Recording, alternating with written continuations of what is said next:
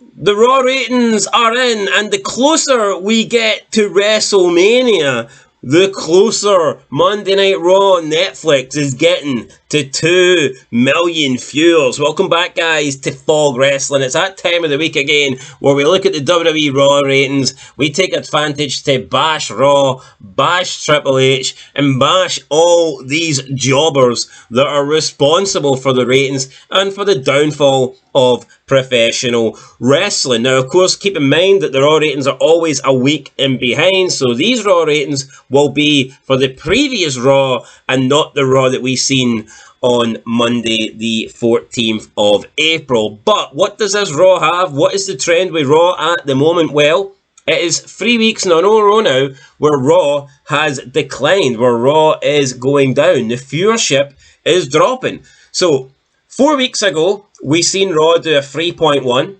then it did a 3.0, last week it did a 2.9, and now this week it has done a 2.8. So again, we're seeing a decline. That is 3 weeks in a row now where Raw has lost 100,000, and who knows how low it's going to go. But I tell you this, it shouldn't be going lower. We're getting closer to Mania. And this is how you know the WrestleMania season sucks. Look, wrestling should be getting better. The ratings should be getting higher.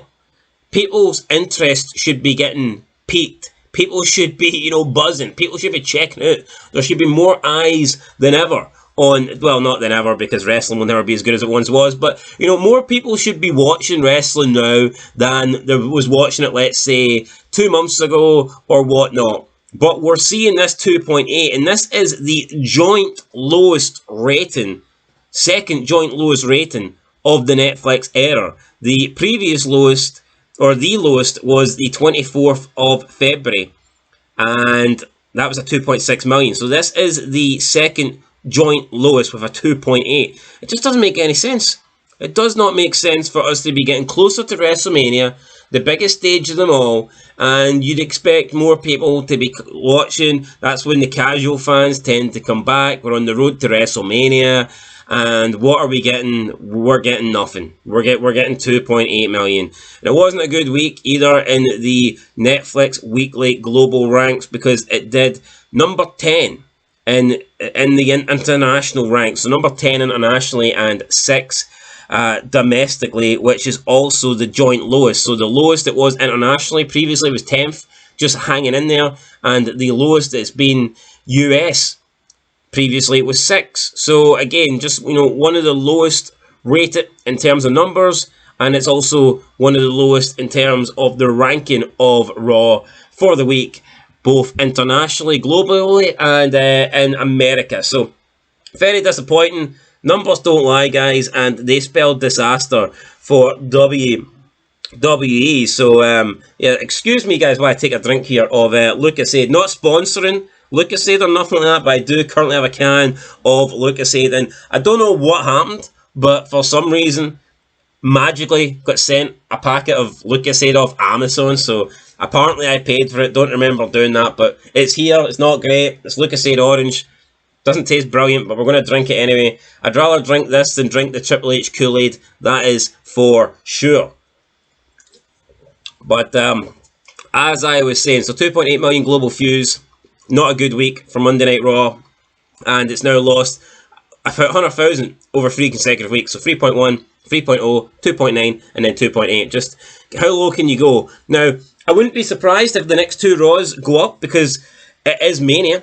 And that is when WWE bring in their most viewers. That is when the fans, from maybe the casual fans or the fans that have stopped, that's when everybody kind of comes back in and gives WWE a chance. However, I did say that less than 6 weeks after Mania, Raw on Netflix will be at under 2.5. And that is 100% going to happen by the end of May. By the end of May, if not sooner. It might be sooner, to be honest. It very well could be sooner. It might be like the 2nd or 3rd week after Raw. But mark my words, by the end of May, this shit show will be at 2.5. And who knows how long it's going to be until it goes under 2.5. Because it will go under 2.5. I mean, there's nothing going to stop this show. After Mania, you're going to get to see the top stars less. I mean, even if Cena wins or loses, he'll maybe appear on Raw after Mania, then he'll disappear for like a month, if we're lucky. I mean, it could disappear for a few months. Roman Reigns, he'll probably take another 6 months off. Why not? And all the top guys just won't be there. So, yeah, if you're expecting a great WrestleMania aftermath, then don't. Because as we've seen now, over the last, 5 years, 6 years, 7 years, 10 years, WWE, they're not even trying this year, but for a long time, it felt like WWE gave you shit for, 9 months of the year. But from, the Royal Rumble to the Raw after Mania, they would at least try. You always felt like they tried on those shows. They made an effort on those shows. But this year, I mean, we're not even seeing that. And if they are going to try, they haven't tried yet. They haven't started to fucking try yet. Triple H thinks that he's doing amazing because he turned John Cena heel. No bitch, you took the easy way out. People were criticising you and you thought, wow, I'm going to turn Cena heel. It's going to be great. And it's not been great because the follow-up's been garbage. Just because Cena booted Cody Rhodes in the nuts, that doesn't make Raw great. We feel like we've been booted in the nuts watching this shite every single week, and that's what Triple H is giving us. Make no mistake about it, guys. He is giving us absolute shite, and it needs to stop. Will it stop? I mean, it probably won't. It'll probably continue to be garbage, and unfortunately, that's the world that we live in. You know, a world with poor professional wrestling. But let's look at the clips then for this week. So number one is full segment Seth Rollins brawls with CM Punk after threatening Paul Heyman. That's got 2.2 million views. Highest thing on the show by far. Most interesting thing on the show by far, and that's what everyone tuned in to see. Second place, an intense GSO vows to take Gunther's title for his family. 768k. Big drop off there from first to second. Third place, Finn Balor stands tall over Penta, Braun Breaker, Dominic Mysterio, and Melee. It's got 662k. Fourth place, Rhea Ripley's added to the Women's World title match at WrestleMania, 630k. Fifth place, we had Penta versus Dominic Mysterio, 424k. Then it was CM Punk and Bert Kreiser destroy A-Town down, 384k. So some post-match bullshit, some, dark match after the show, post-match show, beat down here, and Brett Kreiser, whoever that loser is, whoever that bum is, some big fat guy that they invited in from the crowd. This guy got 384k, which was more than 7th place. El Grande Americano steals a victory over the LWO with a loaded mask. I mean, it just feels like you're drinking a load of shite with this. El Grande Americano, it fucking sounds like you're having a large black coffee. No, Triple H isn't serving us a large black coffee. He's serving us a large cup of pish. Because that's what it tastes like. That's what it seems like we're drinking here. Nobody cares about Chad Gable. And you know what? Everyone wants to say Triple H is great, Triple H is this. Look at Chad Gable over the last 18 months. Look at how much this guy's stock has dropped. This guy was actually doing some entertaining stuff in the Alpha Academy. Him and Otis were doing some good stuff when McMahon was there, and now McMahon's not there. And look at the decline of the career of Chad Gable. He's literally now been reduced to a luchador, and all luchadors are the same, just fucking little guys that wear masks. No character, no personality, no reason to watch. I mean, listen, we've got Rey Mysterio, and he's the best of all time. Why do we need another 25 luchadors that aren't as good as Rey Mysterio, that can't lace Rey Mysterio's boots? It doesn't make any sense. Here, we've got the real luchador, so let's stick another 10 masks on another 10 Mexican jobbers, and now they're sticking masks on people that aren't even Mexican. I mean, what are we doing? What next? Are we going to stick a mask on fucking John Cena? Juan Cena! I mean, what are we going to do? It doesn't make any fucking sense, man. And then in 8th place, last place, the New Day forced chaotic end in the War Raiders title match. 205k. Nobody caring here about the War Raiders or the New Day. Throwaway tag team title match. Honestly, guys, does not deserve to be on WrestleMania. Most of these matches do not deserve to be on WrestleMania. I mean, we could go through the card, and honestly, at this rate, I think probably about half of the matches are not WrestleMania worthy. I'd say at least half of them.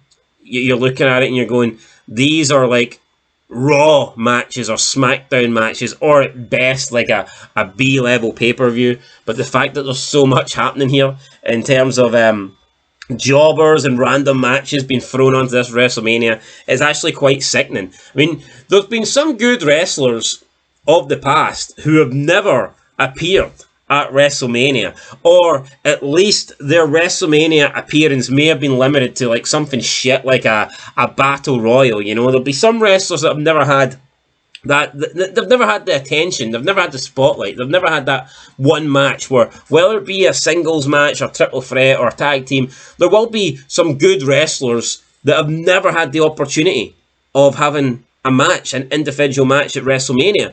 And now it just seems to be anybody, any jabroni, any jobber, any mid-card, or any fucking loser, anybody that deserves to be future endeavoured now can get on WrestleMania. And it devalues the show as well. You know, the biggest show of them all, the Immortals and all this stuff, and you're putting losers on, and I just don't get it. Honestly, guys, I mean, I don't get it. If I had my way, I would cut WrestleMania back down to one night and just make a one-night card, because there's so many matches that just do not deserve to be on this show. But like, that's where we're going to end it there. The Raw ratings, guys, absolutely suck. Down to 2.8, and honestly, we'll see 2.5 soon. We will see it soon, and who knows how low it will go. By the time we get to June, by the time we get to July, if Triple H and WWE are still offering us what they're giving us at the moment, which is absolute horse crap, then, I mean, God knows what the ratings could be. I think we could see them go under 2 mil. I think 2025, we could see the ratings dip under 2 mil. Anyway, that's it. Till next time, Beanfog Wrestling. Thanks for watching, and peace.